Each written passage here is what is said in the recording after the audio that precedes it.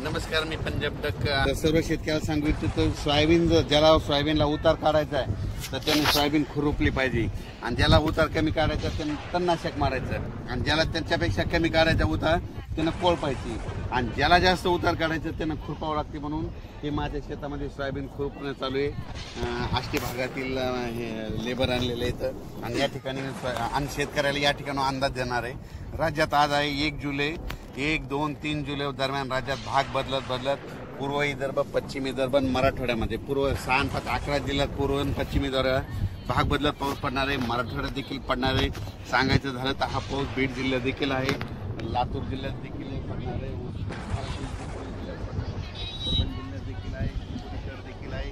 म्हणून हा अंदाज आहे. पण राज्यात सांगायचं झालं तर नांदेड जिल्हा, हिंगोली जिल्हा, वाशिम जिल्हा या ठिकाणी भाग बदलत पाऊस पडणार आहे. म्हणून हा अंदाज लक्षात, म्हणजे 3 जुलैपर्यंत हा पाऊस पडणार आहे. म्हणून हा अंदाज लक्षात येतात. राज्यातल्या सर्व शेतकऱ्याला सांगू इच्छितो की जसे वेगवार बसेल तसे शेतीचे कामं करत राहा. पाऊस दररोजच पडत राहणार आहे, म्हणजे एकदम असा बंद काही होणार नाही. म्हणून सर्व शेतकऱ्यांनी हा अंदाज लक्षात घ्यायचा. तर राज्यातल्या सर्व शेतकऱ्याला सांगू इच्छितो की बीड जिल्ह्यात काही भागात पडला, आज ह्या 2, 3, 4 जुलैपर्यंत तिकडे देखील काही भागात पाऊस पडत जाईल. त्याच्यानंतर नगर जिल्ह्यात देखील आज बऱ्याच ठिकाणी पाऊस पडत जाईल. म्हणजे सांगायचं झालं तर पाऊस दररोजच वेगवेगळ्या भागात पडणार आहे. सर्वदूर असं सगळीकडे सारखा पडणार नाही, भाग बदलत पडणार आहे. म्हणून हा अंदाज लक्षात घ्यायचा. आणि त्याच्यानंतर 5, 6 जुलै 7 आणि 8च्या दरम्यान एकदा पावसाचं वातावरण राहणार आहे.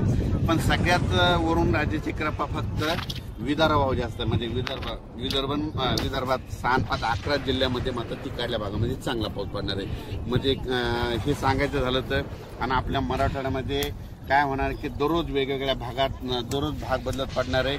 कोणाचं पीक काही जाणार नाही. म्हणून हा अंदाज लक्षात घ्यायचा. आणि अचानक वातावरणात बदल झाला तर लगेच एक मेसेज दिला जाईल. आणि